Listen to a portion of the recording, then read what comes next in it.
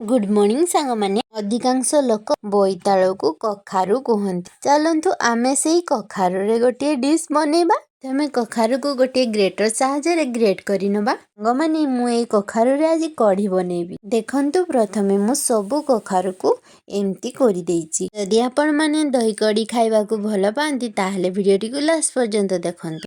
एठी मु किछि बेसनर व्यवहार करिछि। बोईतालू को लक्ष्य करी एठी 2-4 चामच बेसन नेइछि।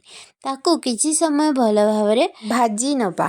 मु एठी पई बेसन को भाजीछि। बेसन को भाजी देले ना तार स्मेल बहुत सुंदर हेइथाय आ खाइबा को बहुत सुंदर लागे। एठी तो बेसन को मु हल्का भाजी नेइछि। एबे चलंतु कखारु रे सेई बेसन को देई दबा।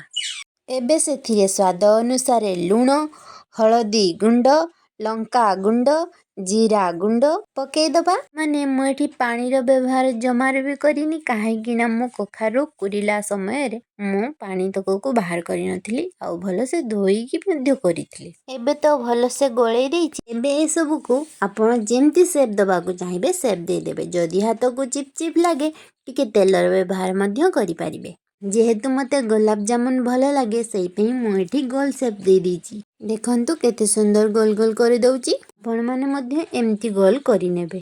प्रथमे ए सब को गोल गोल करी गोटे प्लेट रे रखि नेबे। तापरे करे बसे ए सब को छानिबा पई बहुत सहज होई जिवो। ए सब को तो मु गोल करी रखि देइची। चलंतु एबे करे रे तेल देई ए सब को भल से छानी नबा। कहिथिली ना सांग माने ए सब गोल गोल करी जेहेतु मु रखि देइथिली एबे गोटे गोटे करी सब पकेई दउची। देखंतु सांग माने लाल लाल हेई मोर गुलाब जामुन प्रस्तुत हे गलानी।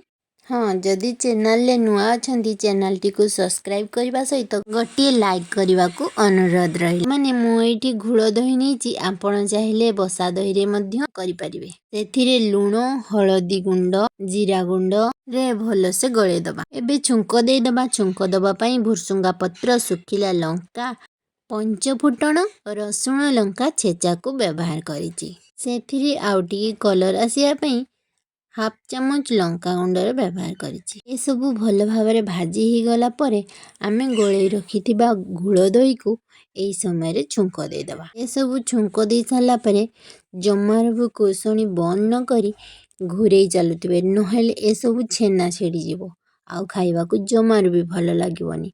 ए सबु फुटी गला परे आमे कखारु रे बॉल्स करी रखिथिलु को पके आउ किछि समय घांटी देले हमार कखारु कढ़ी प्रस्तुत हे गला।